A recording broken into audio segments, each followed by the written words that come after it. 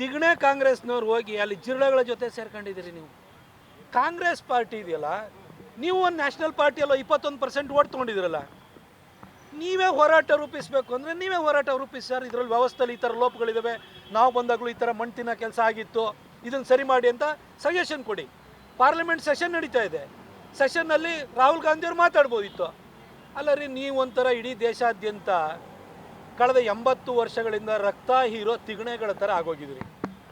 ಬೇರೆ ಜನರದ್ದು ಖಜಾನೆಗೆ ನೀವು ತಿಗಣೆಗಳ ಥರ ಹೋಗಿ ರಕ್ತ ಹೀರ್ಕೊಂಡು ಹೊಟ್ಟೆ ದಪ್ಪ ಮಾಡಿಕೊಂಡು ಈಗ ಹೋಗಿ ತಿಗಣೆ ಕಾಂಗ್ರೆಸ್ನವ್ರು ಹೋಗಿ ಅಲ್ಲಿ ಜಿರಳೆಗಳ ಜೊತೆ ಸೇರ್ಕೊಂಡಿದ್ದೀರಿ ನೀವು.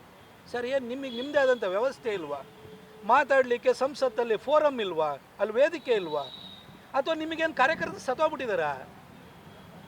ನೀವು ಹೋರಾಟ ಮಾಡಿ, ನೀವು ಹೋಗಿ ಆ ಜಿರಳೆಗಳ ಜೊತೆ ಸೇರ್ಕೊಂಡಿದ್ದೀರಲ್ಲ.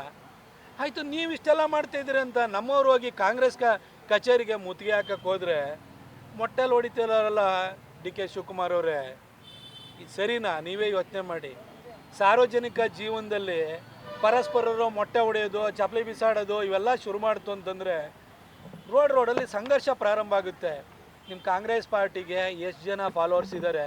ನಿಮಗಿಂತ ಫಾಲೋವರ್ಸು ನಾನು ಒಬ್ಬನಿಗೆ ಫೇಸ್ಬುಕ್ಕಲ್ಲಿ ಇದ್ದಾರೆ, ತಿಳ್ಕೊಂಬಿಡಿ. ನಿಮ್ಮ ಫೇಸ್ಬುಕ್ಕಿಗಿಂತ ನಮಗೂ ಫಾಲೋವರ್ಸ್ ಇದ್ದಾರೆ.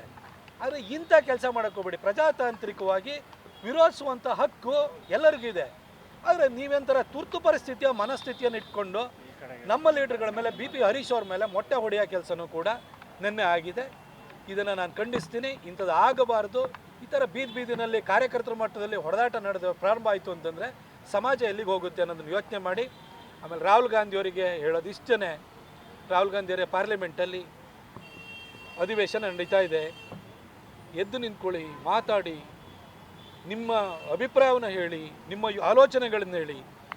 ನೆನ್ನೆ parliamentary affairs minister Kiran Rijiju ಅವರು ಹೇಳಿದ್ದಾರೆ, ಬಿಸ್ನೆಸ್ ಅಡ್ವೈಸರಿ ಕಮಿಟಿಯಲ್ಲಿ ಇದು ಕಮಿಟಿ ಮೀಟಿಂಗ್ನಲ್ಲಿ ಡಿಸೈಡ್ ಮಾಡೋಣ, ಯಾವ ನಿಯಮದ ಕೆಳಗಡೆ ಇದನ್ನು ತಗೊಳ್ಳೋಣ, ನಾವು ಸಿದ್ಧವಾಗಿದ್ದೀವಿ ಇದೆ ಅಂತ ಹೇಳಿದ್ದಾರೆ. ಹೀಗೆ ಹೇಳ್ತಾ ಇರಬೇಕಾದ್ರೂ ಕೂಡ ನೀವು ಯಾಕೆ ಸರ್ ಜಂತರ್ ಮಂತರಿಗೆ ಹೋಗ್ತಾ ಇದ್ದೀರಿ?